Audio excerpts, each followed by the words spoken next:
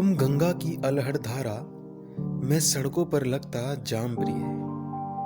तुम बाबा विश्वनाथ सी आस्था, मैं पत्थर पर पीसता भांग प्रिय।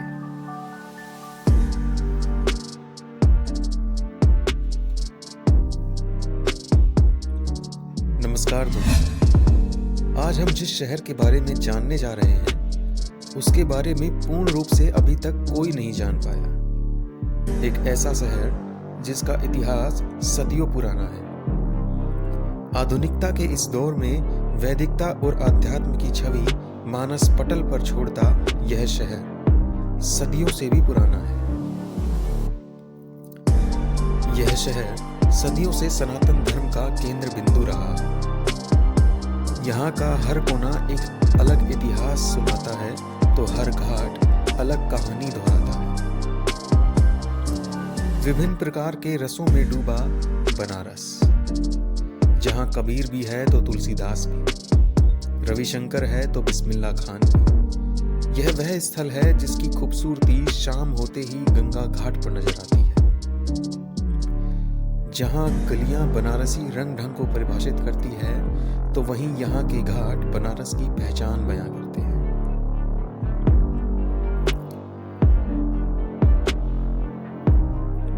यहाँ का रहने वाला अहरनिश जलती चिताओं को देखता है और राम नाम का भजन करता है।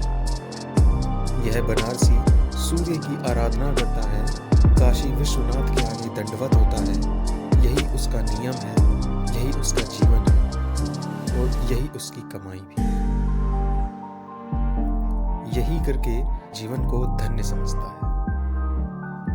तो चलिए जानते हैं सदियों का इतिहास समेटे इस शहर के बारे में चंद बातें। जिसके नाम में ही रस हो, वहां कला की कोई कमी कैसे हो सकती है भला। हिंदुस्तानी शास्त्रीय संगीत बनारसी घराना बनारस में ही जन्मा और विकसित हुआ। अनेकों दार्शनिक, कवि, लेखक, संगीतज्ञ बनारस में ही रहे और अपनी कला को नया आयाम तथा संसार को भाव विभोर करने में अपना अहम योगदान दिया। फिर चाहे वो कबीर हो या वल्लभाचार्य, स्वामी रामानंद हो या शिवानंद गोस्वामी, मुंशी प्रेमचंद हो या हरि प्रसाद चौरसिया, उस्ताद बिस्मिल्लाह खां हो या जयशंकर प्रसाद। आपको बता दें कि हिंदू धर्म का परम पूज्य ग्रंथ रामचरितमानस का लेखन भी गोस्वामी तुलसीदास ने वाराणसी में ही किया था। और तो और गौतम बुद्ध ने अपना प्रथम प्रवचन बनारस से कुछ दूरी पर स्थित सारनाथ में दिया। कहा जाता है कि स्वयं भगवान शिव ने बनारस में नाच गाने की कला को विकसित किया। ऐसा कहा जाता है कि बनारस में लोग सुख की आशा नहीं बल्कि शांति की उम्मीद लेके आते हैं। वो असीम शांति जो सुबह की देवी हर रोज यहाँ बांटती है। इस अमृतपान के लिए यहाँ के लोग सदैव तत्पर रहते हैं और इस देवी को अपनी कला और साधना अर्पित करते हैं। कोई अपने आप को सजाकर तो कोई अपने स्थान को सजाकर, कोई जोर आजमा कर तो कोई सुरीले स्वरों से बनारस को जगाकर। जिधर नजर जाती है बनारस अपनी मौज में डूबा नजर आता है।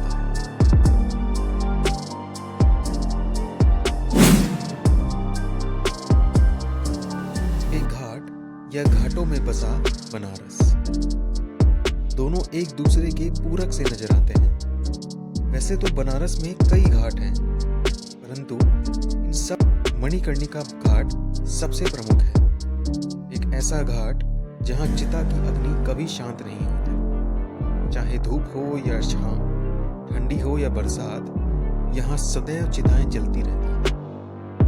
ऐसा कहा जाता है कि जिस दिन यहाँ चिता की अग्नि शांत हो जाएगी वो दिन बनारस का अंतिम दिन होगा। ऐसी मान्यता है एक बार भगवान शिव की पत्नी पार्वती जी का कुंडल इस स्थान पर गिरा तथा तभी से इस स्थान को मणिकर्णिका नाम से जाना जाता है। यहाँ चिताएं जलाने का काम एक विशेष जाति डोम जाति के द्वारा किया जाता है। ऐसा कहा जाता है जब पार्वती जी का कुंडल नीचे गिरा, भगवान शिव के द्वारा पूछे जाने पर भी किसी भी व्यक्ति ने वहां कुंडल के बारे में कुछ नहीं बताया। तब भगवान शिव ने समूची जाति को दंड दिया कि तुम अनादिकाल तक यहाँ चिताएं जलाने का काम करोगे, इसी से तुम्हारे परिवार का पालन पोषण होगा। यह जाति वर्तमान में डोम के नाम से विख्यात है, जो बनारस में चिताएं जलाने का काम करती है।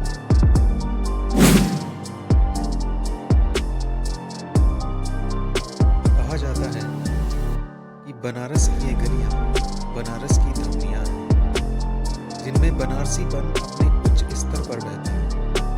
ये टेढ़ी मेढ़ी गलियां आपको बनारस की आत्मीयता से परिचय करवाती हैं। बीती सदियों से न जाने कितने ही जनाजे इन गलियों ने हर मौसम देखे हैं। एकता में अनेकता की मिसाल देती ये गलियां बनारसी अल्हड़पन से रूबरू कराती ये गलियां।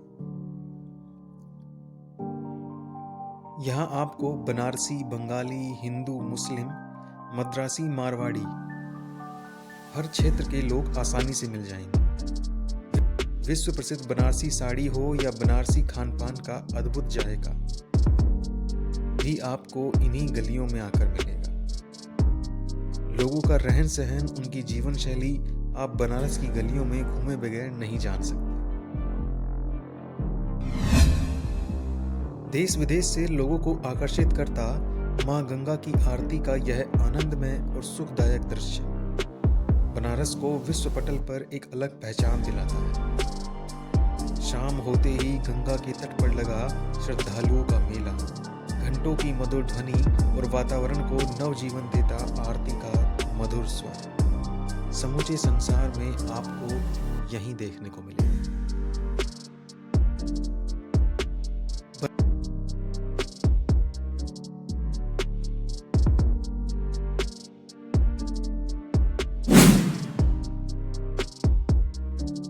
बनारस की बात हो और यहाँ के जायके का स्वाद न लिया जाए तो बनारस की यात्रा अधूरी ही रह जाती है।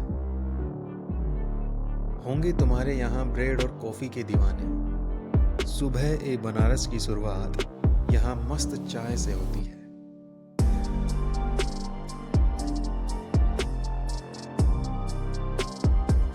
बनारस में खाने का प्रचलन कम और नाश्ते का प्रचलन ज्यादा है।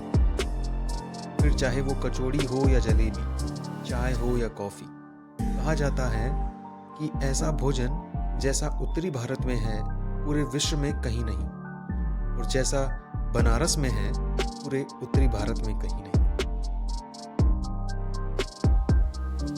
अगर आप बनारस आए और बनारसी पान को भूल जाएं, ये कैसे हो सकता है? बनारस का पान विश्व विख्यात है। यहाँ पान मानो ऐसे खाया जाता है जैसे हर वाक्य के बाद पूर्ण विराम। कहने का मतलब यह है कि हर खाने के बाद यहाँ पान जरूर खाया जाता है, मानो बगैर पान के यहाँ खाना अपूर्ण हो।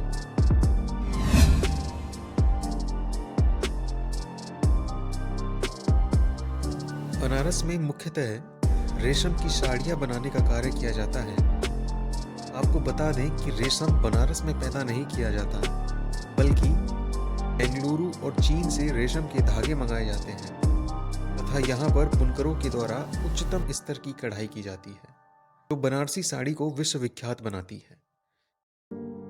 इसके अलावा आपको जानकर आश्चर्य होगा कि पूर्वांचल की सबसे बड़ी पान मंडी भी बनारस में ही लगती है, जिसे पान दरीबा के नाम से जाना जाता है। सामान्यतः जो लोग बनारस में पहली बार आते हैं उन्हें लगता है कि बनारस केयरलेस है, कैजुअल है, पर यदि आप मन की आस्था से देखें तो बनारस केयर फ्री है। यह भय से सताया हुआ शहर नहीं है।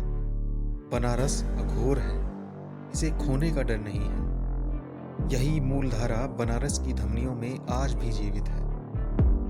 हो सकता है किसी को ये सत्य पैर रखते ही अनुभव हो जाए, परंतु ये भी हो सकता है कि किसी को ये सत्य अनुभव होने में सदियां बीत जाए। आज की वीडियो में सिर्फ इतना ही। मिलते हैं फिर एक नई वीडियो के साथ, लेकिन जाने से पहले चैनल को सब्सक्राइब और वीडियो को लाइक और शेयर करना बिल्कुल ना भूलें।